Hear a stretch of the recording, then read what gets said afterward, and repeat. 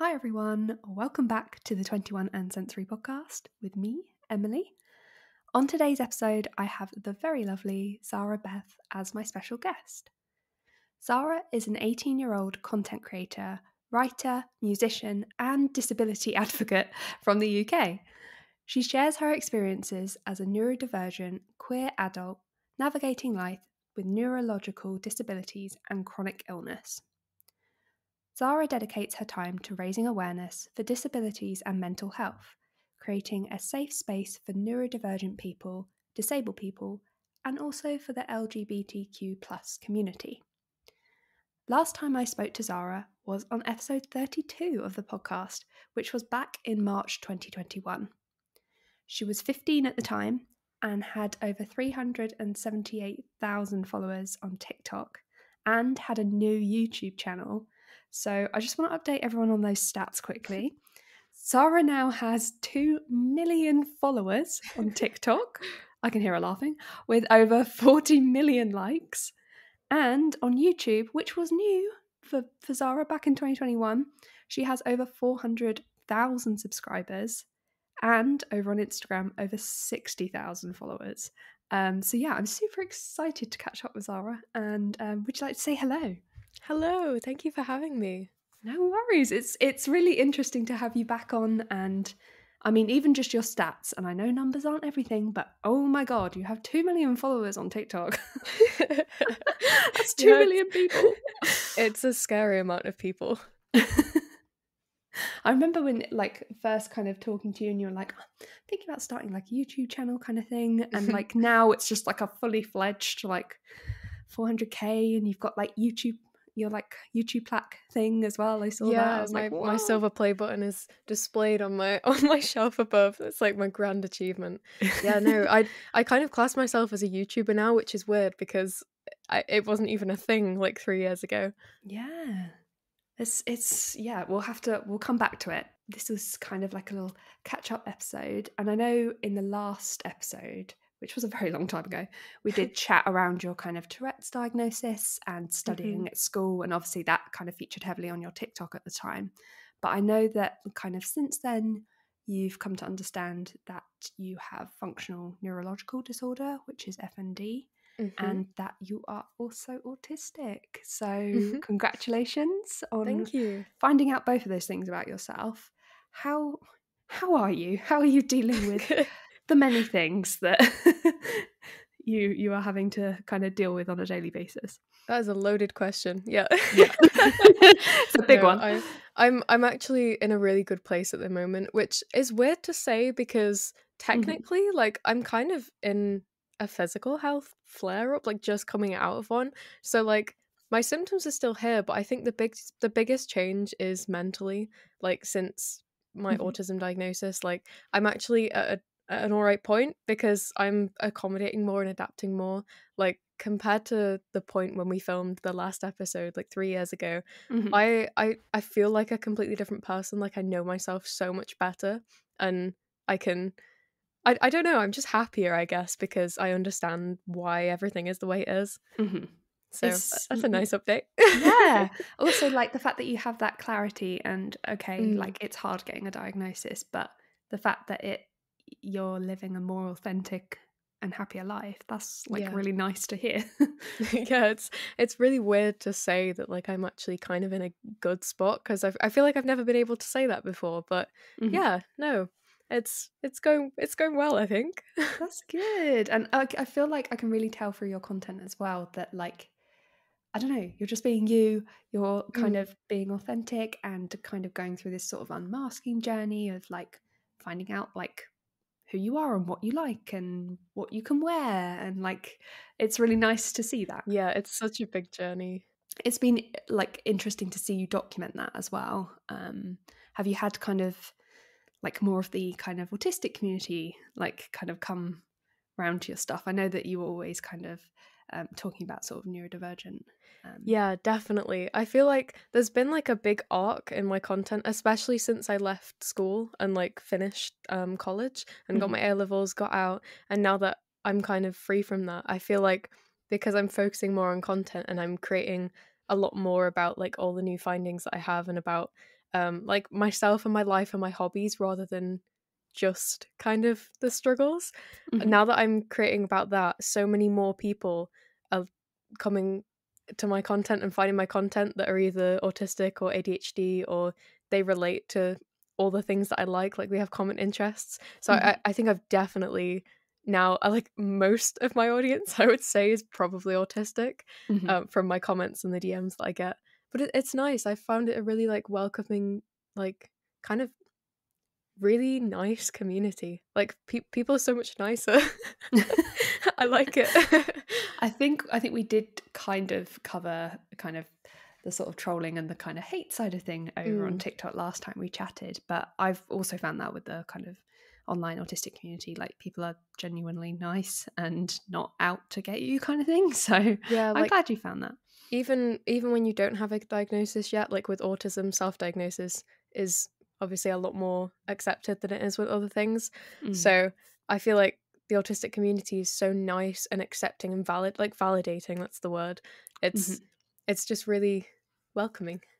That's really nice, because nice. I feel like also I remember you saying like people would question like whether you had Tourette's or not, or whether you were kind of like faking it and things, and it was just like, hang on, you've just watched like a 30-second video of my life, how can you assume this? They literally see one video and they're like, yeah, no, that doesn't look real. And I'm like, what is a real tic? What is real Tourette's then? Like, yeah, no, it's nice. I feel like now that I've moved away from TikTok a little bit, like I still post on there, but I feel like my main community, like I guess that's the difference. It's that I've moved from an audience on TikTok to having a community of people. And I think YouTube really helps to do that. So it's nice. And also I guess you can kind of, it's kind of longer form content as well over on YouTube, isn't it? And you can kind of, like, it's really interesting to see when you do like your like gymnastics videos, when you're not having a flare up, and you can kind of just show the difference in like, look, I can do this day, but I might not be able to the next day, kind of thing. You get a much bigger insight into what my life is actually like and like how I am as a person, rather than like a really cut down kind of vertical video on TikTok. And I kind of feel like also like you doing sort of Q&As and things, or talking about being like an ambulatory wheelchair user and things like that, like I feel like there's only so much you can get in like a 30 or 60-second video, whereas on YouTube you can kind of talk at length, kind of thing, a bit like a podcast, I guess. I can talk at a very long length. I can ramble to my heart's desire. It's nice. I find it so hard to film like short videos now, because I'm so used to rambling. I try and film like a 1-minute TikTok, and my recording clip is like 6 minutes long, and I have to cut so much information out. It's difficult now. See, you three years ago would have been like, short form is all I'm kind of focusing on, but it's interesting to be like, you now have like too much content to cut down. I have so much content. I have 3 hard drives filled to the brim with like footage and things. Like there's so many things that I film that don't even go out because I haven't got around to editing them. Like I have so many things that I want to film, and my ideas are just, there's a lot in my head. Which is always a good thing, but I get that can be overwhelming. My brain runs at a speed that I can't quite keep up with, but no, I'm figuring it out. Well, that's good. And honestly, I always wonder about like kind of content creators and YouTubers, like how many hard drives, like you see like people like, I don't know, even like Casey Neistat kind of level of like just like shelves of hard drives. It's like, whoa. I've got a drawer so far. That's impressive. I've got a drawer of like adapters, and the tech side of it actually quite excites me. I think this is part of the reason why I love moving over to more like YouTube, or kind of, I guess, more professionally filmed things. Like my dad is a photographer, my granddad's a photographer, so I've been brought up like having my own camera. Like I think I had a big DSLR camera from about the age of 7.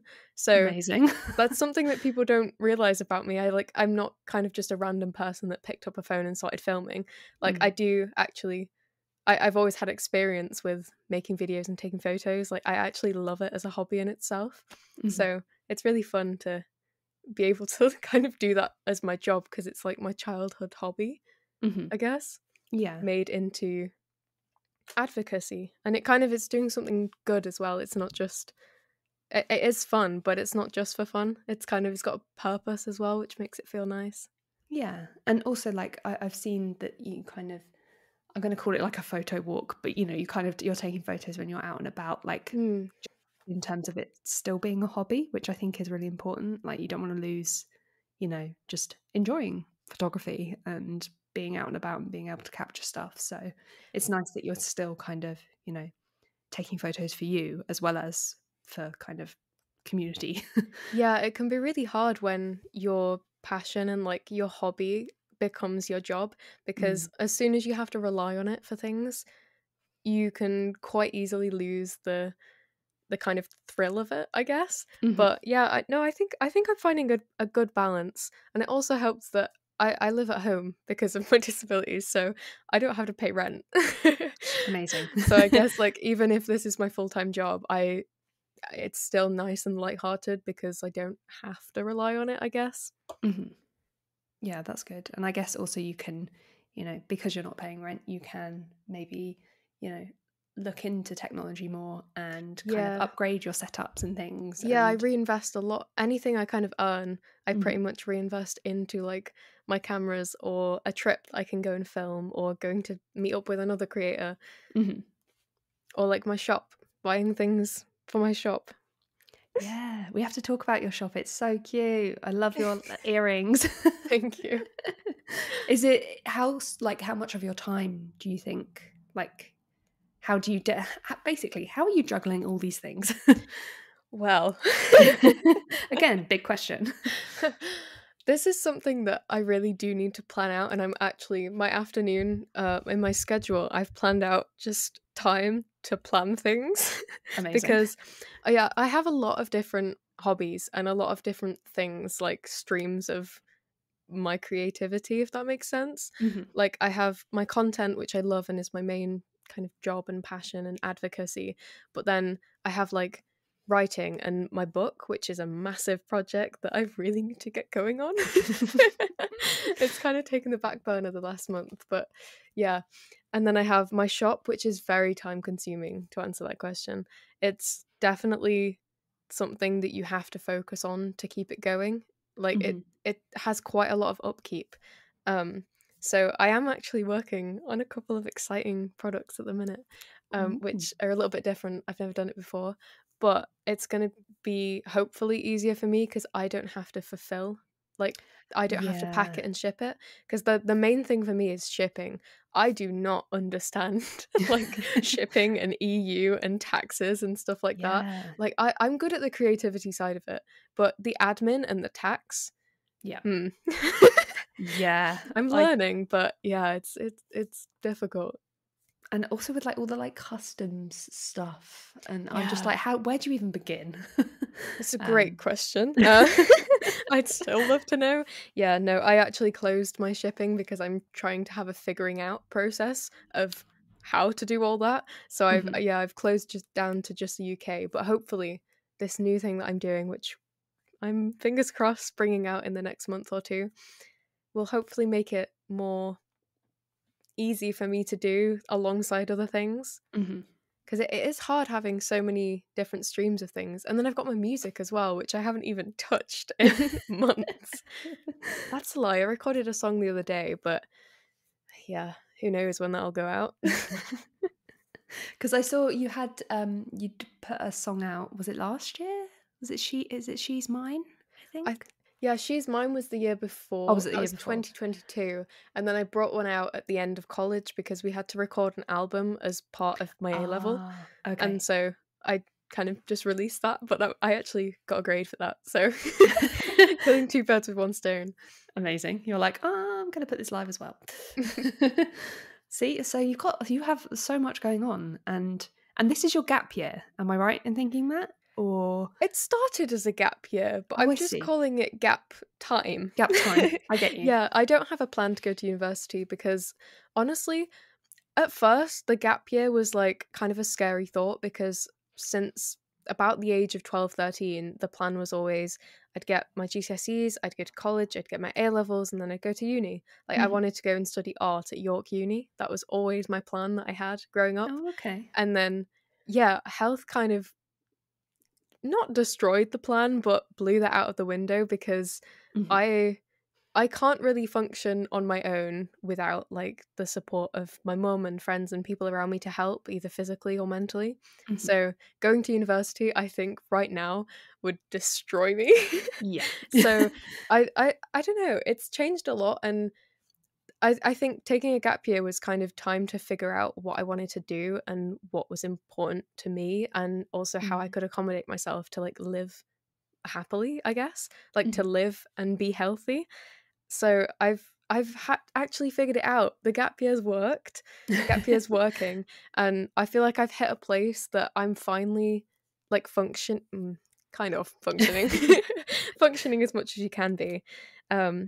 And yeah, I now just like what I'm doing. So future plans. Future plans, I'm not really sure, but right now I'm just kind of going with content, and I guess this is my job now. So yeah, gap year, gap time. I'm just extending it as much as I can and going with the flow. I mean, that sounds like the most sensible thing to do. And I also feel like I went to uni, but I lived at home whilst I went to like a local uni. And I kind of feel like I did graphic design, and I'm just like, do you know what? I probably could have self-taught myself, because Yeah. realistically, like I feel like a lot of kind of the art and design courses, they're full-time 3 years, but they don't really feel like it. You're not in uni that much. And I kind of feel like, you know, if you're already kind of editing and kind of photoshopping things and stuff like that, like you can pretty much learn that sort of stuff kind of through tutorials and things like that. And uni isn't for everyone. It wasn't for me. I wouldn't have wanted to go and live away kind of thing. So I can definitely resonate with the fact that you're like, do you know what? Do I need to? Do I want to? Like, I it think just, yeah, it's not a rite of passage that you have to do it. Yeah, definitely. I think if I had needed a degree, like a qualification for a job, like if I'd wanted to be a doctor and Yeah. I could be a doctor, then I would have gone just to get that. But because I don't have a job in mind or a job that I could physically do right now that needs a degree, like I don't think I couldn't cope being a teacher, so I wouldn't need a teaching degree. Yeah. So the only things that I do at uni would be my things that I like as hobbies, and if I'm not going to get a job with a degree, why would I waste 3 years of my Yeah. life just to get a degree when I could be doing a job in that time, if that makes sense? I could be progressing in the career I'm already in and putting all the time into it so that that can thrive. So yeah, that's kind of the conclusion I've come to in my Yeah. gap year. That's totally fair enough. And no student debt, so Yes, that's always a bonus. that's always a bonus. Yep, not something else to not have to pay off. Yeah, no, that I think it is good that you're calling it like kind of gap time, because actually it's not, it doesn't even really feel like a gap kind of year, because I feel like gap years are for like people kind of doing nothing after all the A levels, GCSEs, going traveling, that sort of thing. You're doing, like, you are doing things, Yeah. and lots of them. My mum said this when I finished college. I think it took about 3 days before I started doing my content again, and I've been doing it ever since. I don't think I ever took a gap. I just kind of came straight into this, but it's definitely been like a transitional phase, kind of more in the sense that I've been figuring out who I am and what I want to do. Like Yeah. it's just been really helpful in terms of unmasking and diagnosis, and it's given me the space to process everything. Like I needed that however long, 10 months that it's been, just to process what the heck happened in the past 5 years. Yeah. But That's no, totally fair enough. I definitely recommend taking a gap year, at least a year, just to figure out and like settle down. Because being neurodivergent, like being autistic or having health issues in school, can be so draining that you don't have any time to reflect or to actually just sit and enjoy what's going on. Yeah. So I think it's really important. Also, I think like at the age of 17 or 18, like you're expected to be like, what do you want to do for the rest of your life, and make that decision and go to uni straight from A levels. It's like, well, hang on, like, you know, give me a chance to, you know, be a teenager. And, you know, like trying to decide something you want to do for the rest of your life is quite a lot of a kind of big decision, I feel, at that age. Yeah, and I think it's such a whirlwind when you're in school and you're just trying to get your grades. You're just kind of Yeah. trying to survive. I don't know whether that's a neurodivergent thing or whether everyone feels like they're drowning the entire time, but I definitely did. Yeah, I'm with you on that, definitely. It felt like kind of my head was like I was going to say just above the water, probably just below the water, kind of a lot of school and especially college. Like it was really difficult for me. So if I'd thrown myself straight into university, I would have had no time to recover. And I don't know, I feel like it's such a big pressure. I think you hit the nail on the head when you said you've not got time to just like be a teenager. Yeah. Because I feel like I didn't really get a lot of my teen years. Like between the ages of 15 and now, I guess I feel like I lost a lot of years because I couldn't really socialize. I lost a lot of independence. I didn't do all the usual things that teenagers do in those years, and I didn't socialize at all in college. Like I didn't go for lunch with people. Like I just kind of did my lessons and went home and slept. So I kind of missed my teenage years in a way. So I feel like my gap year's kind of been me claiming that back in a way. Yeah. Well, that's really important as well, because I mean, on top of all that, having had the pandemic as well, like Yeah, nothing definitely. was normal for you.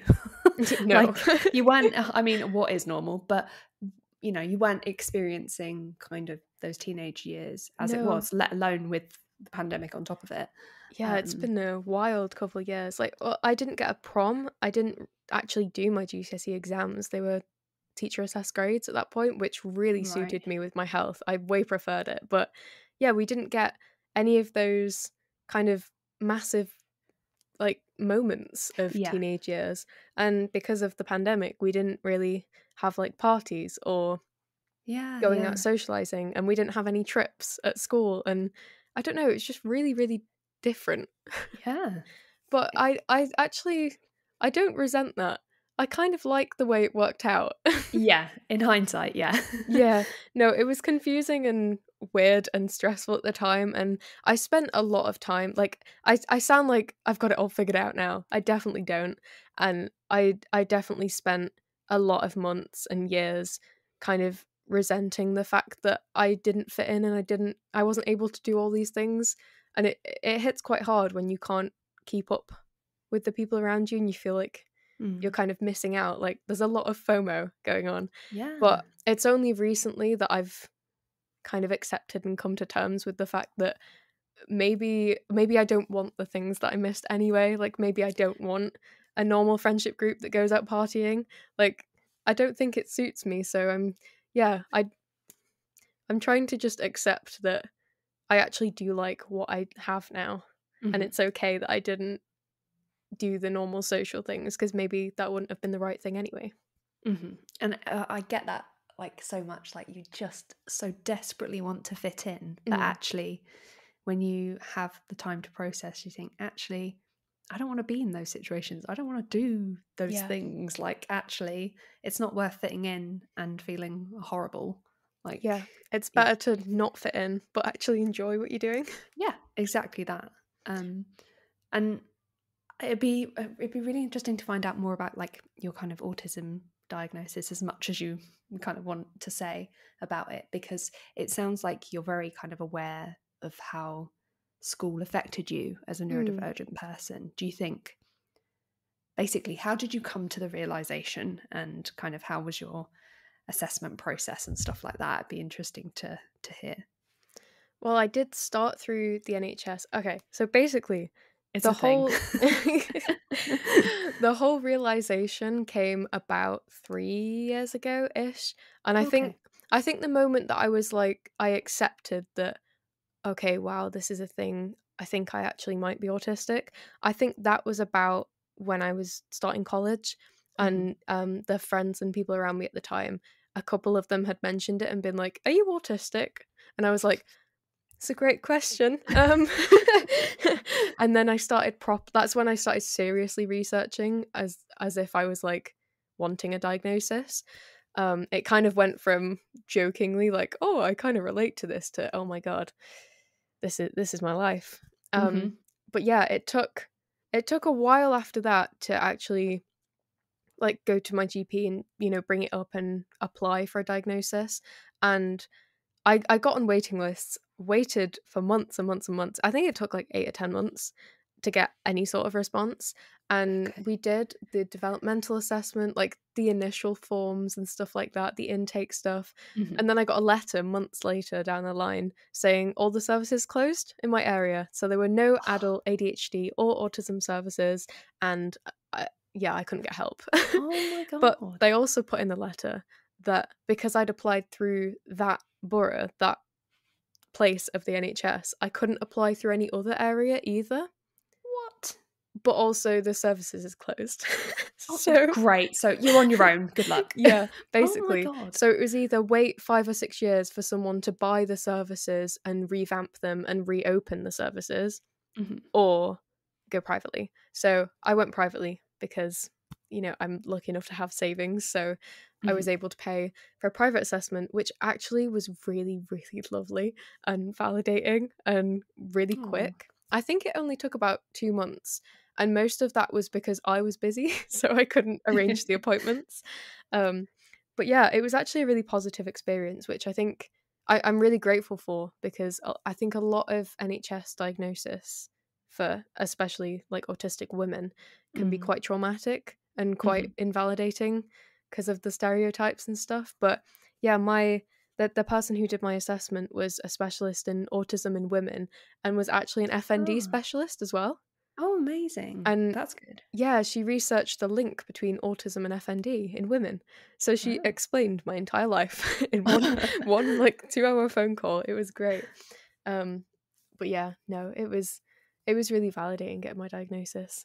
Even though I already knew I was autistic by that point. Like I'd waited so long and done so much research and met people who always assumed that I was autistic, and then when it kind of came up in conversation, they were like, "Oh yeah, you're autistic too," and I'm like, "I'm actually not diagnosed." It You're was like, I'm always a actually not surprise. aware.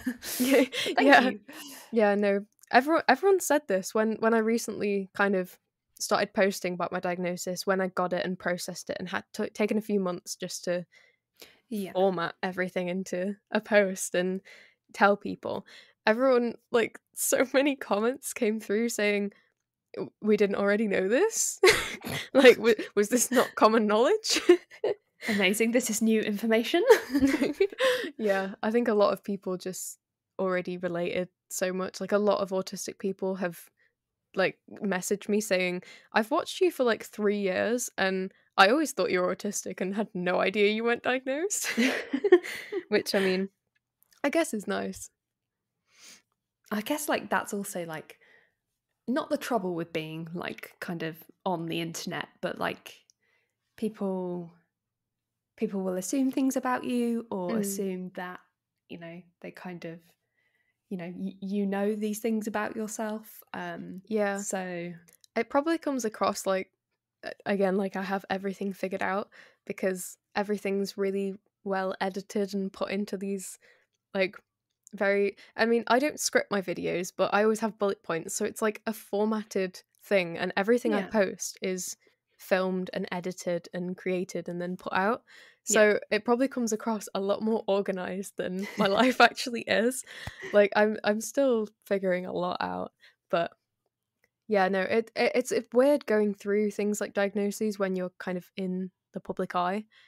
I think it's actually one of the big reasons I went for an official diagnosis, because I'd done a lot of adapting and accommodating for myself and accepting before I actually got my diagnosis, because I'd already kind of confirmed it to me, like in my heart. Yeah. I already had that acceptance starting, and my family, we'd already said that, yeah, you're probably autistic, and I'd kind of not self-diagnosed because I hadn't officially told anybody, but we knew, like me and my family, we were just functioning on the basis that I was autistic. But it was just that I felt like I couldn't tell anybody. I felt like I couldn't post it because I'd get like fake claimed, even though that isn't Yeah. so much a thing in the community. I think it's coming from a neurological advocate perspective. Yeah. In the Tourette's community, self-diagnosis is not a thing. Like, it's not accepted. People don't really do it, and it's quite not looked down on, but it's not really promoted at all because it's a neurological condition that could be caused by so many other things. Whereas autism is something, it's like who you are.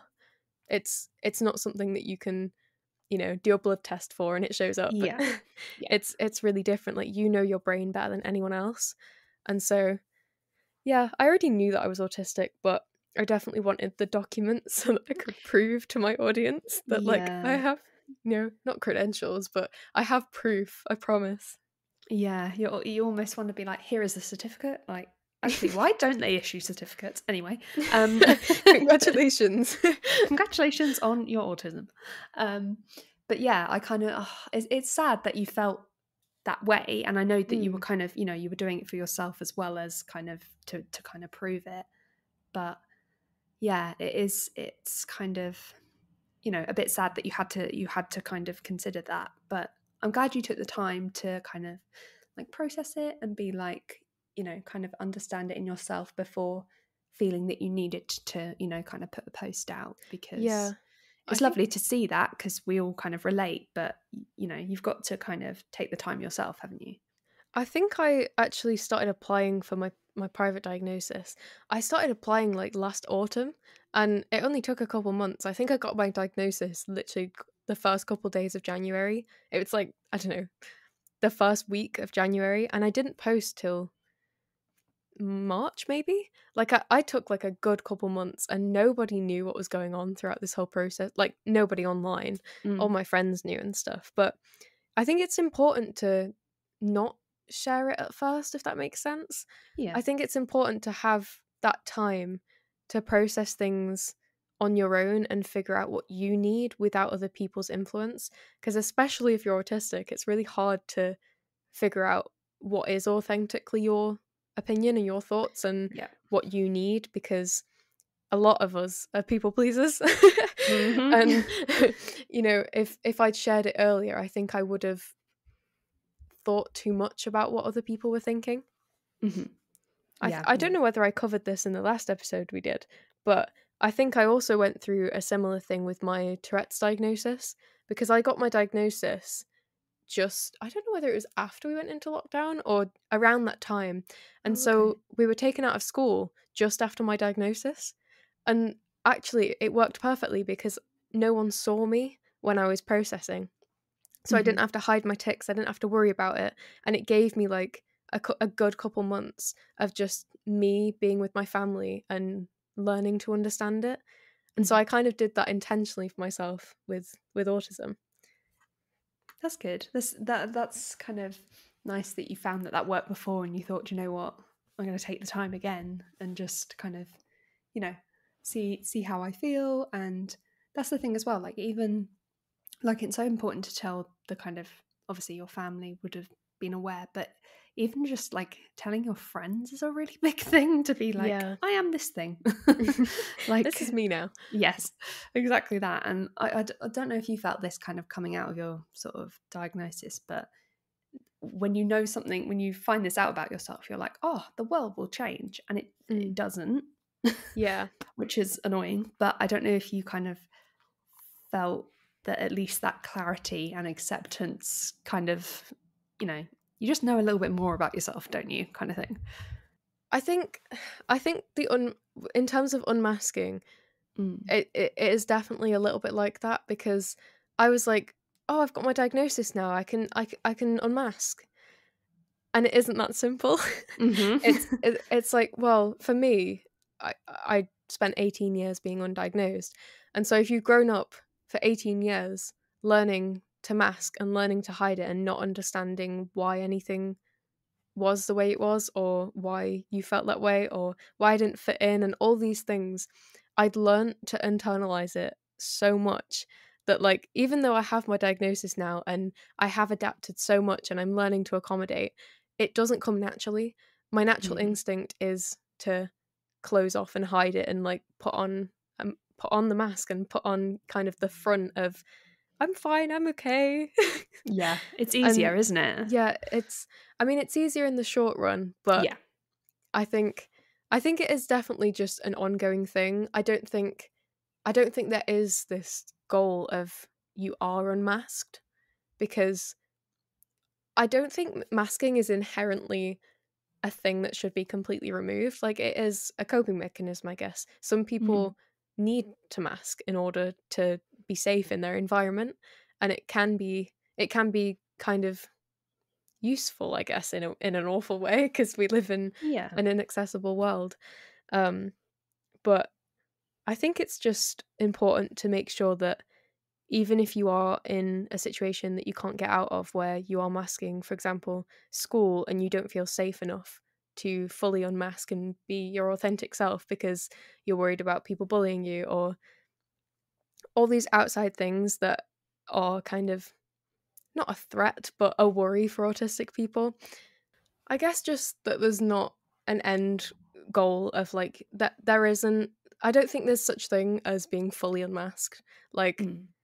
I think it's just a process of, oh yeah, just learning to accommodate for yourself, and learning that, like, what you like and what is you. Because I think it's so hard to differentiate between what you've been conditioned to think and what you've been conditioned to, like, convince Yeah. yourself that you like. And like, I convinced myself that I liked certain fashion trends and certain things, and I liked going to parties, and I liked all these things just because friends liked it, and it made my friends like me. Yeah. And I Yeah. think that was a big thing in high school. And I think unmasking for me now isn't so much like outwardly expressing myself. I mean, it is unmasking things like stims and openly allowing myself to regulate, but Mm. it's more so an inner kind of battle between what is my thoughts and what I'm doing in terms of trying to fit in with other people. Hmm. Because it's so hard to differentiate. Oh yeah, I massively. still get it wrong sometimes, especially being online. Like, if I get too sucked into like one community or one type of content, then I'll start to see that reflecting in me. And I think it's really important to take a step back, like when you're autistic, and if you're someone like me who people pleases and kind of morphs and masks into people around you, I Mm. find it so useful to step back and have a look and analyze what I'm doing and my situation and the people around me, and just really think about why I'm doing what I'm doing Hmm. and whether it really does align with me. Hmm. It's so easy to get like sucked in, isn't it? To Yeah, I get so sucked into things. I get really hyper focused, and it literally consumes everything, and then I'll snap out of the hyper focus like 2 weeks later, and I'll be like, I've spent 2 weeks, you know, watching ice skating content and wanting to be a figure skater, and it has taken up hours of my life for no reason. And then I'm like, why? What have I done? That's one example. That true story. But yeah, Amazing. at the minute it's fantasy literature. It's Hmm. my entire brain is just filled with it at any given moment of the day. Amazing. And also, going on to kind of literature sort of things, I know that obviously you are like a massive kind of reader, and Hmm. I follow you on Goodreads. I know this. Like, I love seeing other people's reviews or stuff. And like, how have you found kind of just making time to do like things like that? But also, I know that you're in the process of writing a book as well. Hmm. Like, how, again, it's kind of almost another hobby that is becoming more of something that, you've got to put deadlines in place for yourself. Like, how are you managing that? And is your book, is it a memoir or is it like fiction? So my book that I'm publishing first, the one that I'm editing at the minute and working on, is, I'm calling it a health memoir, because Hmm. it's not like an autobiography of my life, Yeah. because it's not including like friendships or drama that's happened. It's my health story and my autism diagnosis story and mental health and school and bullying. It's Hmm. all those things that have shaped me and how I've dealt with them. And it's also kind of advocacy. So it's parts of my story and my diagnosis stories and all those kind of anecdotes mixed in with what I've learned from it and my advice and some education as well. Kind of, there's a few little sciencey bits. Ooh. But yeah, it's non-fiction, but with Mhm. my little stories in there. Mhm. But it's really weird writing non-fiction, especially because it's my life. It's because I usually write fiction. My first book that I wrote for the NaNoWriMo challenge in about 2 years ago was fictional. So I wrote my first book I wrote was fiction. Mhm. And this one that I'm editing right now is actually my second book, which is Oh, going okay. out first. It's a bit confusing. Right, okay. But yeah, I'm planning to write some fiction and hopefully publish that in the future. But yeah, the first book I want to put out to people is definitely my story and what I've learned. Mhm. Also, that NaNoWriMo, is that how you say it? It's NaNoWriMo, yeah. yeah. Oh, it's such an interesting like concept, and like I know you kind of share like through the process, like kind of how many words you've written and Mm, like getting to different points and like your like character building and stuff like that. Like it seems like yeah. a really interesting way to kind of write a book. So have you used that way to write this kind of second book that's going out first, or is that kind of been your own sort of process? For the first draft of, well, I've finished those two first drafts of those two books, the fiction and then my memoir, Hmm. and they're the only two books I've tried to write so many in the past, and I've got like 20,000 words in, and then kind of ditched Well, it.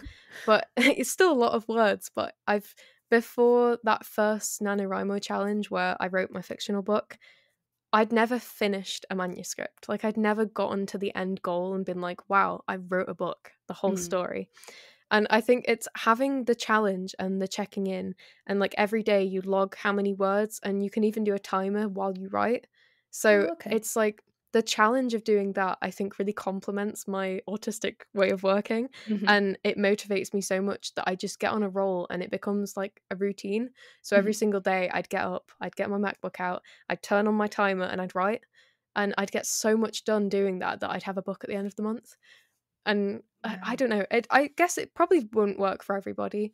I I know some ADHD people who have RSD, and when something becomes like a demand, like you have to do it, they can't do it. Yeah. I suppose Yeah. it wouldn't work for people like that. But But for you people like can me, hyper focus on yeah, it, kind of thing. people Yeah. like me who can hyper focus, you get in the moment, and if you plan the time, like I blocked out a couple of hours every single day, and I was like, I'm gonna write then. So I'd sit down, I'd get my MacBook out, and I'd write, and then the story would be there. And even if it's just like 500 words a day, Mm. that really quickly adds up. Like every single day my counter would just be going up and up and up, because every single little half an hour I had in the day I'd sit down and write instead of kind of doing something else or scrolling. Hmm. And going back to how I fit in time to read and write, I literally, one thing I've done that I think has given me the most time back is I've put time limits on my phone, and I'm trying to swap scrolling for reading or Hmm. scrolling for writing. So if I've got a couple hours and I catch myself sitting down on my bed and getting my phone out, I'm like, okay, so I could scroll for an hour and a half right now and not really take anything in from it, kind of just wasting an hour and a half, or I could read and get an entire, a couple chapters done and get through a book, or I Yeah. could write and literally create something. Hmm. And just kind of realizing how much more valuable that is has really helped me swap the time. Hmm.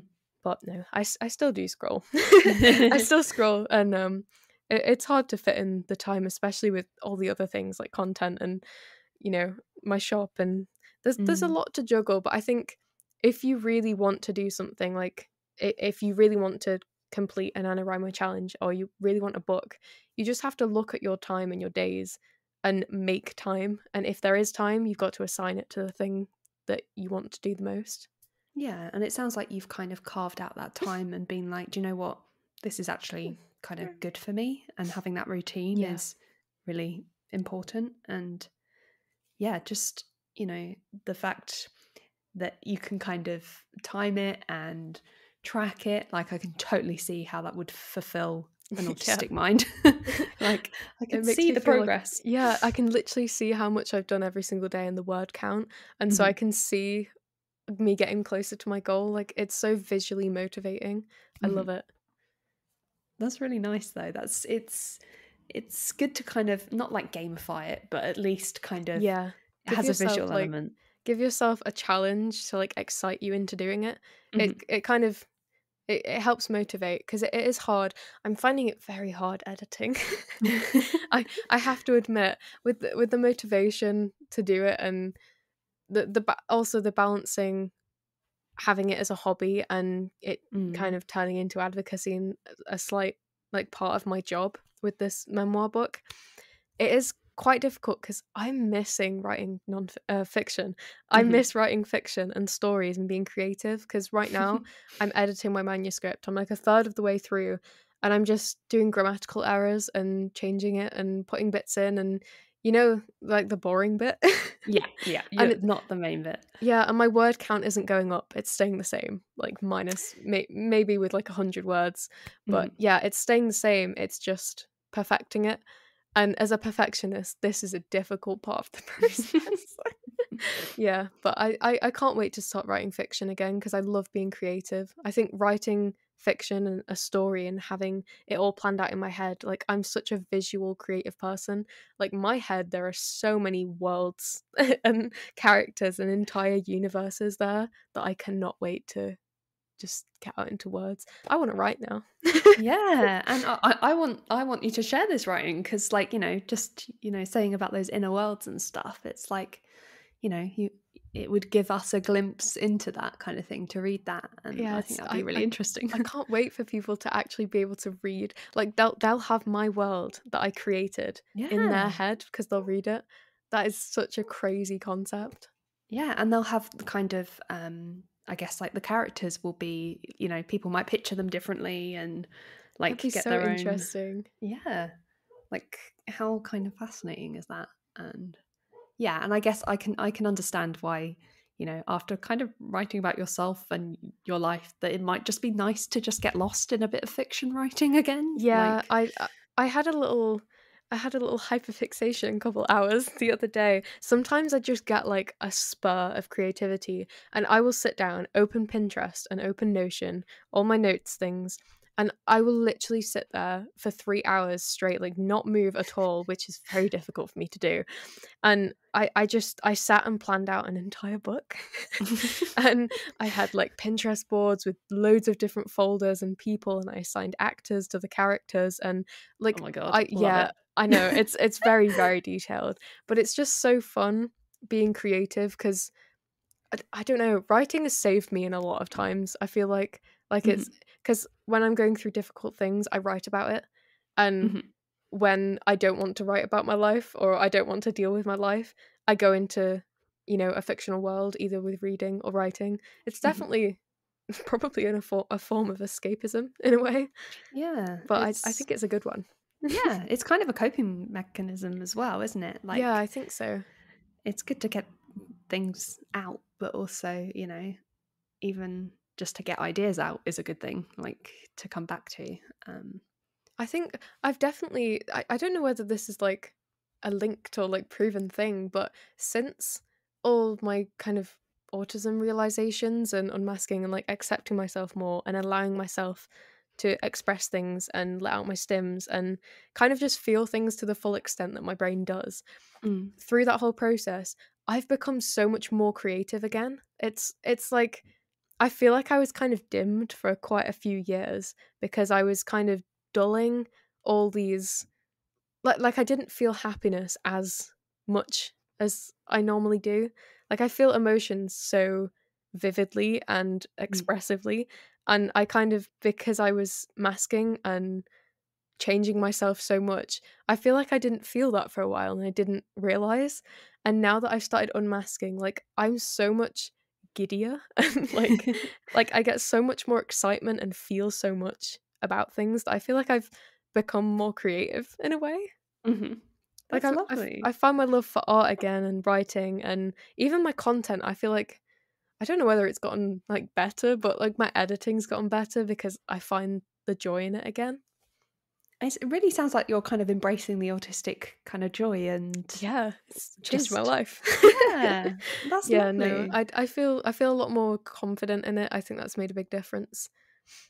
That's great. That's really nice to hear. And like the fact that that's coming through within your content, and also Mm, like I feel like it really comes through like on your YouTube when you know you're doing kind of hobbies. Like I know you're very into like gymnastics and yoga yes. and stuff, and you can really see the kind of the joy that brings you, and Mm. trying to land whatever fancy like flip or like turn you're trying to do. Like I get that seeing that progress is really like rewarding.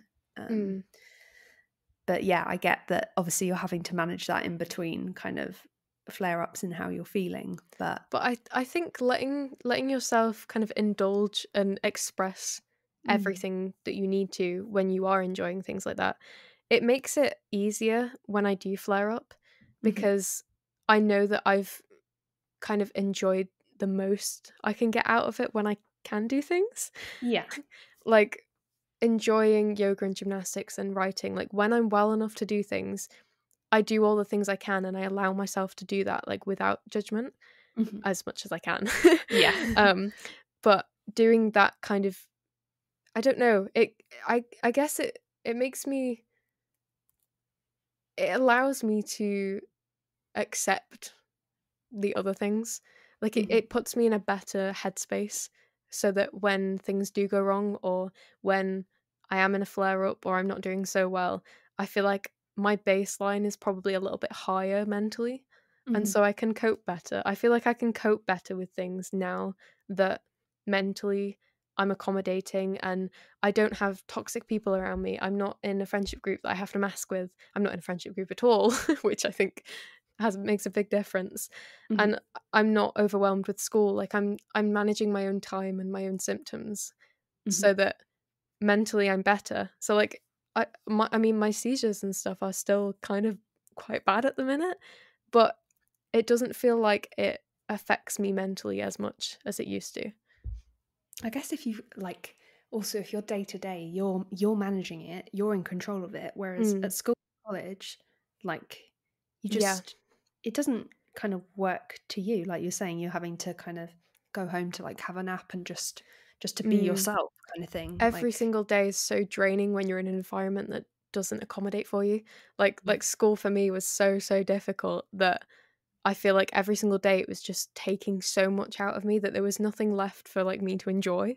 mhm, Like I didn't have enough energy and mental capacity, I guess. It made me so, I was struggling so much that I couldn't properly enjoy the other things that I did like.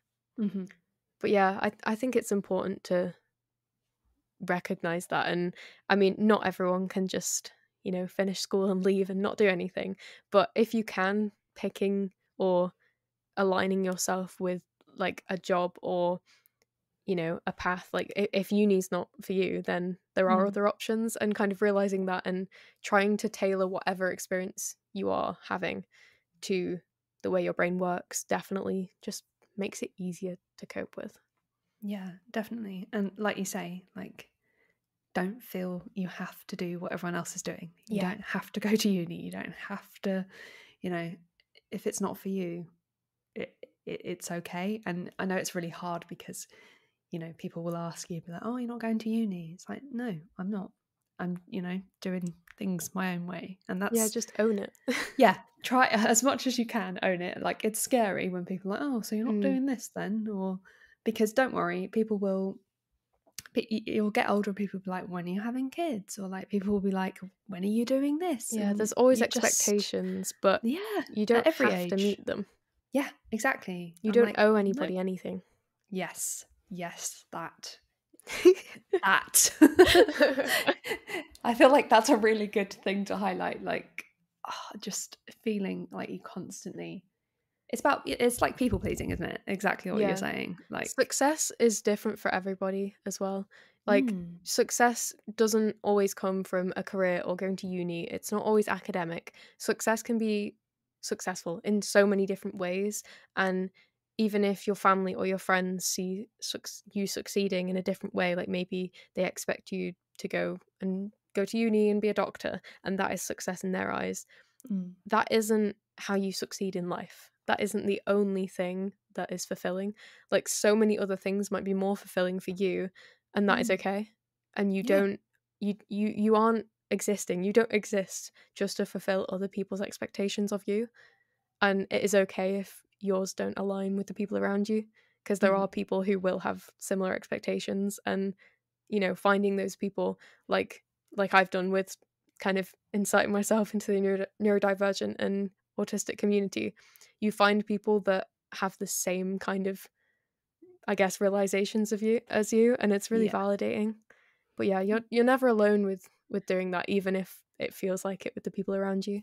Yeah, definitely. And yeah, it really is all about kind of finding your people and finding your community. Like, it Yeah, helps so much to not feel alone. it does. It validates you that you've not done something wrong, or that you've not made a wrong Yeah. decision.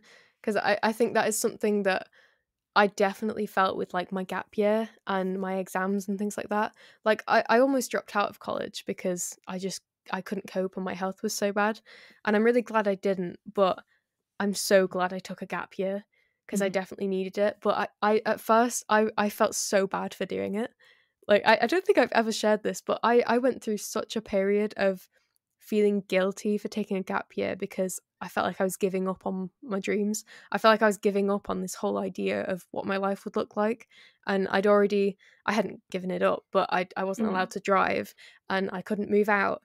And I was, giving up this dream of going to uni. All my friends were going, and it felt like I was holding myself back. Mm. But coming out the other side of that, I realized that I wasn't holding myself back. I was giving myself the space I needed. Like, it was Yeah. actually boosting me, even though it felt like I was missing out on what other people were doing. Yeah. If anything, you were enabling yourself to Yeah. do more and kind of try out, you know, this own kind of, you know, kind of, I guess it's kind of been a year of like freelance kind of Mm. working for you, hasn't it? Yeah. Like, it's still work. Like, Yeah. It's fun to experiment.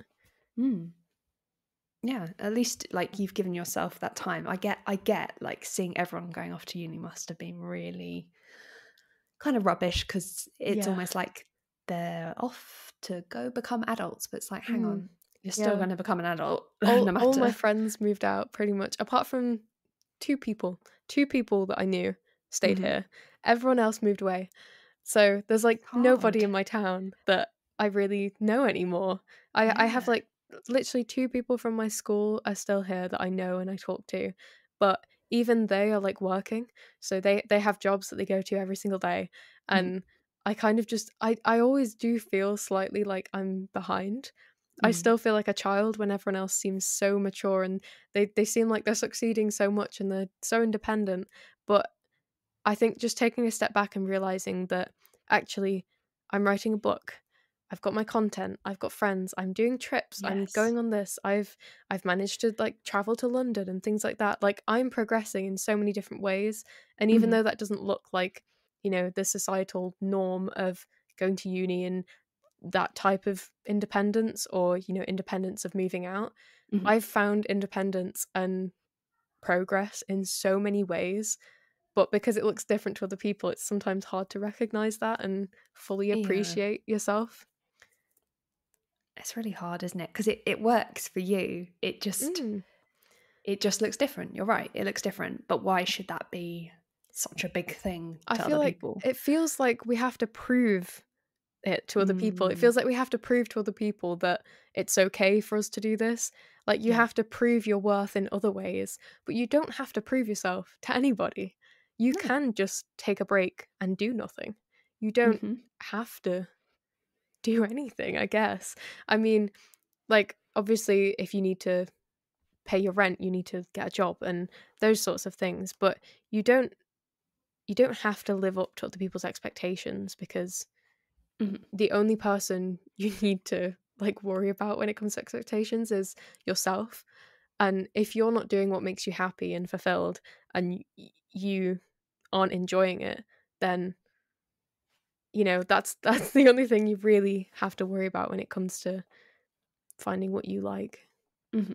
Especially when it's so hard just to exist in the world Yeah. as an autistic person. Like we got to cut ourselves some slack, I think. Like, yeah, no, I think this has been a really good lecture rather than a podcast. So everybody come and hope everyone It takes something has. away from this. It's been interesting. It's been so nice talking about these things. Like when you speak to another neurodivergent person, it's like I never have conversations like this in day-to-day life, but I love Yes. it. I love it Yeah. because there's so many ideas and like it's validating for me. This has been like a therapy session because like sharing advice, it helps me reflect on myself and it like I'm like retelling myself these things. I'm like, you don't owe Mm. yourself anything, but Mhm. telling that to other people and talking to other autistic people, and you know, hearing other people in the community agree with it, it resonates with yourself as well. Like Yeah. I'm gonna go out this being like, yeah, I did the right thing.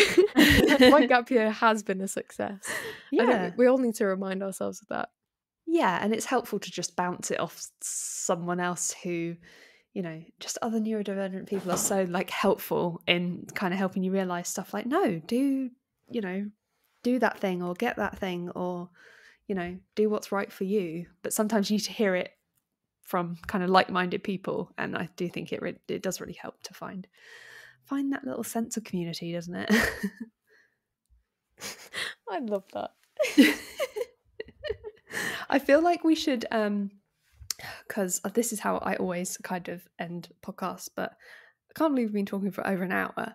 That is But we crazy. haven't, I know it's gone so quick, hasn't it? We haven't mentioned where people can find you on the internet. And also, I love your website. I don't know if you've redone it recently, but it's so Yes. cute. It's so Yeah, cute. thank you. I created a font out of my own handwriting. I Did like you? yeah, so like Oh, all the text like the titles and things, it's all my own handwriting that I wrote down on my oh, iPad. So like I've kind of just slowly personalizing it all and I'm planning to do some oh. more photo shoots soon. So hopefully there'll be like better photos everywhere.